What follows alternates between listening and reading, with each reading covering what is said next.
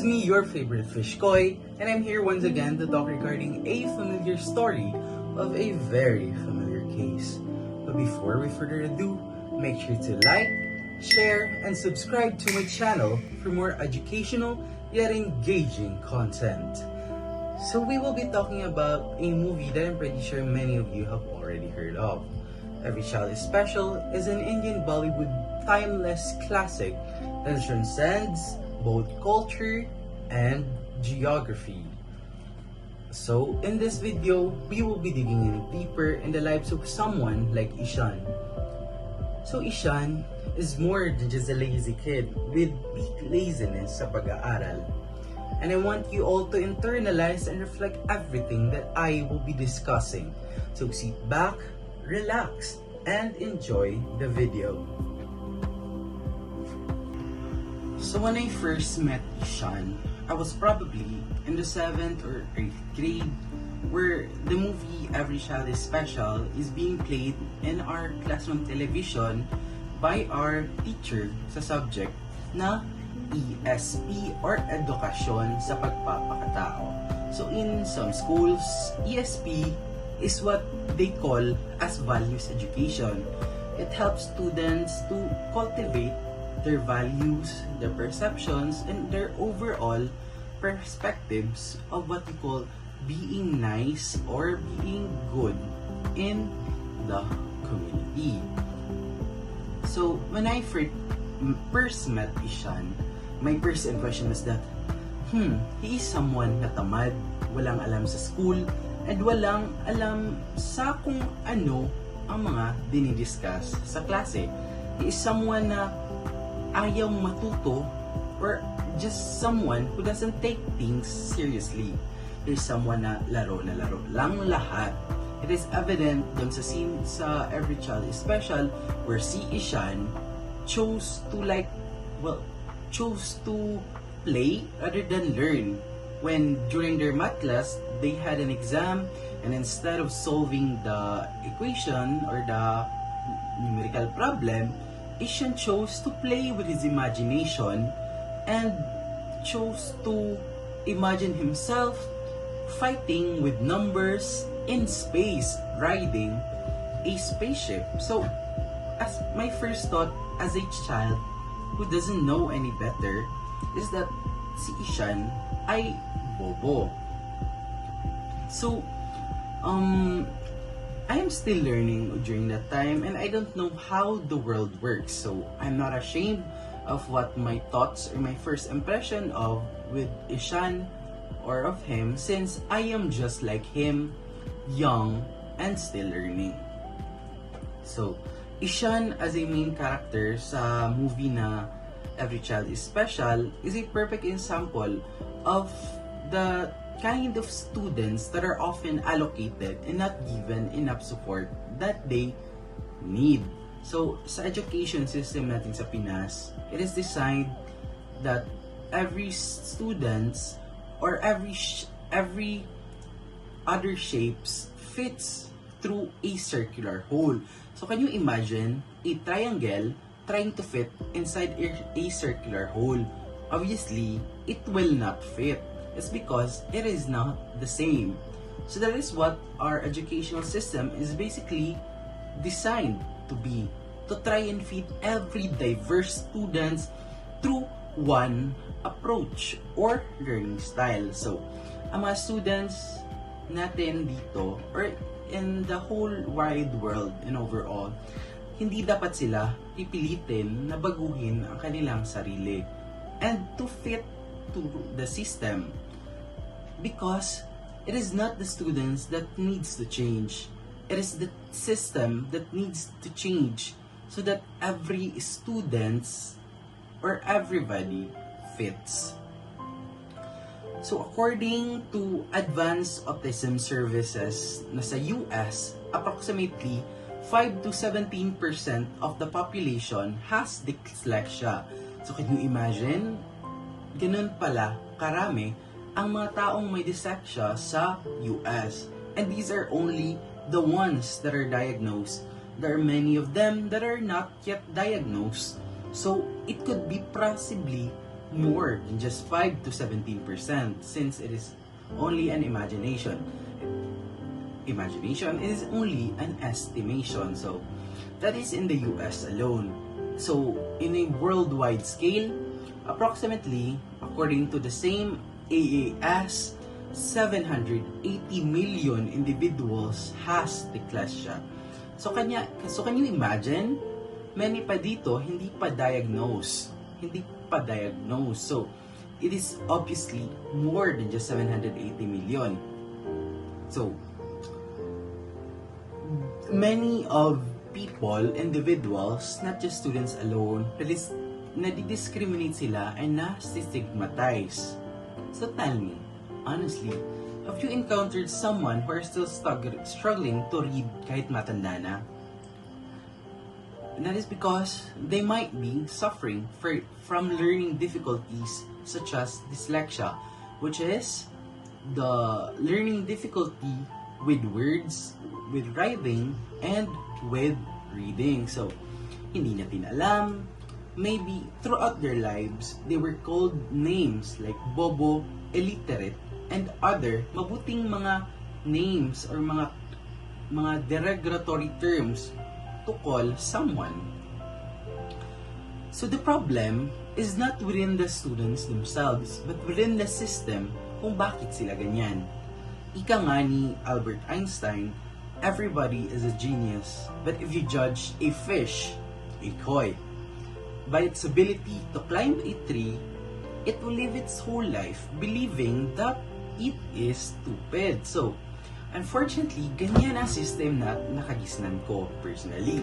It is a one-size-fits-all approach where one approach is being utilized or being employed in the educational system to cater everyone regardless of their learning difficulties or their diverse learning styles. So, isyan sa pelikulang Every Child is Special is a fictional character.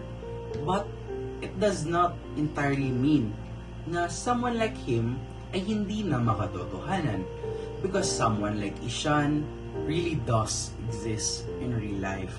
He is not made up from pure imagination alone. He is contrived from real life cases of real life people. So, I can't help but ponder on the question, what does it feel like to belong in the 9 to 12% prevalence of dyslexia worldwide? So, it is hard to imagine belonging in that percentage. I wish I knew the answer to what it is like, but unfortunately, I can only imagine. So how do we address these kinds of cases? In the movie, Ishan, meron siyang teacher that became his life, and that is none other than Teacher Ram. He is someone that Ishan needed when he felt like he needed someone to lean to. So si Teacher Ram, he was able to recognize potential within someone. He is empathetic and observant, as well as passionate in teaching, and that is evident in the movie and is also in his background as a teacher. So, we all need someone na kagaya ni Teacher Ram. Kailangan natin ng gurong nakikita hindi lang ang kung saan tayo nagkulang, kundi pati na rin kung paano tayo pumupuno. So as a future educator, kung nakaka-encounter tayo ng cases kagaya ng kay Ishan, we don't automatically allocate them to the lower levels in the educational hierarchy. We don't associate them, or we don't automatically give them the names Bobo, or less smarter, or my learning difficulty in overall. Yung what we call the now censored R word. So, instead of automatically doing those things, as teachers or as future educators, we should see within our students. Subukan natin bigyan sila ng karagdagang guidance at suporta upang mas makaahon. Hindi sensible na sila i-discriminate for being who they are because they did not wish to become what they are. Ayon kina Lu et al. 2023, it is highly effective ang pag-apply ng differentiated instruction sa mga students kung saan sila ay natututo through a non-secular approach. Sa mga diverse na students, hindi na-fit ang one-size-fits-all. So differentiated instruction is a kind of approach in education where we apply in our class. We treat our students as not just some uniform entities that learns through one singular approach. Our students are diverse and they have different intelligences as well as learning preferences. So it is more appropriate to apply a one-size-fits-all approach that is supported by the study of Lu et al. 2023, where differentiated instruction is found to be highly effective.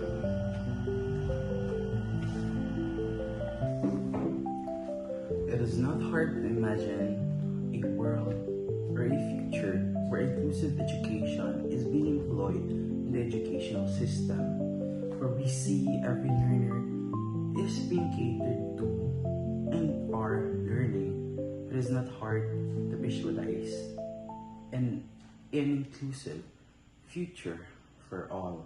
But it is indeed hard to imagine a world where such cases kagaya ni Ishan ay lalong rarami at lalala. Someone like Ishan will continue to live their lives believing they are stupid and not capable of doing anything. And that will happen if we will not change or improve something in our education system. We should be inclusive and we should employ a differentiated instruction towards our students to cater their own diverse needs. Support from the government to our teachers is also essential in providing such initiatives to foster and to become feasible in real-life settings. Support from the government, support from the system, and support from the school is essential to ensure that students and teachers will have a very positive learning environment.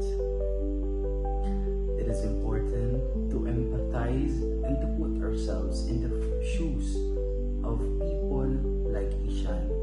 It is important to recognize their weaknesses but also their strengths. It is not hard to become nice. It is free and it will not cost you a single peso or cent. So we all have the capabilities and the opportunities to choose. It is within us, it is up to ourselves to decide what to do with the freedom to choose. But if I were you, I would choose to become an empath, to become someone who feels people and to feel what it's like to be in their shoes. It is important to practice inclusivity so that everybody and no one will ever be left behind. That is all, and thank you. Thank you for watching my video, and tune out for more videos in the future. Thank you, and don't forget to like and share as well as subscribe to my channel.